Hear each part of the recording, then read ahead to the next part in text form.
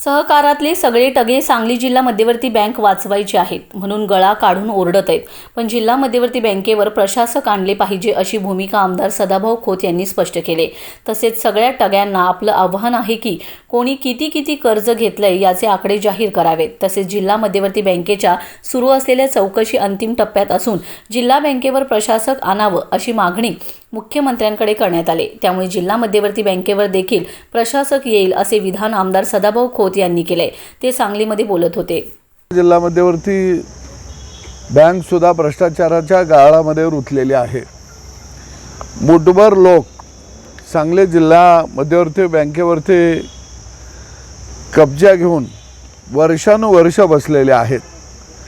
मग साखर कारखाने, दूध संघ, सूतगिरण्या, बोगस कोऑपरेटिव्ह संस्था निर्माण करून कोट्यावधी रुपयाची कर्ज काढायची आणि बुडवायची अशा पद्धतीनं सांगली जिल्हा मध्यवर्ती बँक लुटण्याचं काम वर्षानुवर्ष चाललेलं आहे। त्याची निश्चितच चौकशी अंतिम टप्प्यामध्ये आलेली आहे।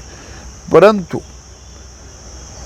आमदार गोपीचंद पडळकर आणि मी आदरणीय मुख्यमंत्र्यांच्याकडे सांगली जिल्हा मध्यवर्ती बँक बरखास्त करावी, त्याच्यावरती प्रशासक आणावा अशा पद्धतीची आम्ही मागणी केलेली आहे। आणि ही मागणी करत असताना परत एक आम्ही मागणी मुख्यमंत्र्यांच्याकडे केलेली आहे की जे संचालक 10 वर्षापेक्षा जास्त काळ झालेला आहे अशा संचालकांचं संचालक पद रद्द करण्यात यावं। कारण रिझर्व्ह बँकेनं अशा पद्धतीचं एक परिपत्रक काढलेलं आहे की 10 वर्ष झालेल्या कोणत्याही संचालकाला संचालक पदावरती राहता येणार नाही।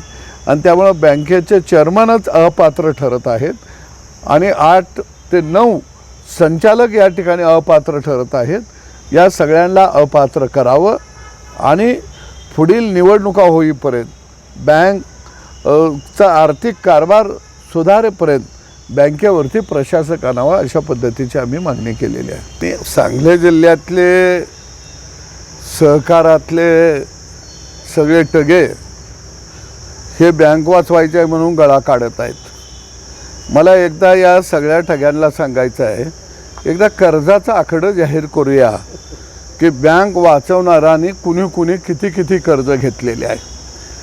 अरे साखरेच्या गोडाऊनाला साखर नसती, बाहेरनं कुलूप लावता, सील करता आणि गोडाऊन साखरेनं भरलाय म्हणून कोट्यावधी रुपये कर्ज उचलता।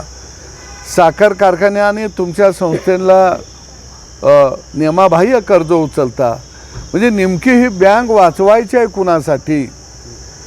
ह्यांना बँक वाचवायची नाही आहे, या सगळ्यांना बँक खायची आहे म्हणून यांची धडपड चाललेली आहे। आणि म्हणून आमची मागणी आहे की या बँकेवरती प्रशासकच आणला गेला पाहिजे, त्याशिवाय सामान्य माणसाला कर्ज मिळू शकणार नाही। आणि होतकरू तरुण जो वर्ग आहे त्याला उद्योगाला जर कर्ज मिळायचं असेल तर याच्यावर प्रशासक येणंच अत्यंत गरजेचं आहे, तरच बँक वाचू शकते। सगळ्यांच्या कारखान्यांच्या वसुली लावल्या पाहिजेत, ज्याच्या बऱ्यापैकी थकबाकी आहे। मी एक असं आहे की हे कर्ज भरमसाठ काढतात, थकबाक्या एवढ्यासाठी कारखान्यामध्ये ठेवतात, उद्या जर निलावा काढला तर ते कमी दरानं कारखाना घेता येतो आणि वरच्या पैशाला गोल मारता येतो, म्हणून हे कर्ज थकवत असतात। याच्या पलीकडे यांचा उद्देश काही असत नाही।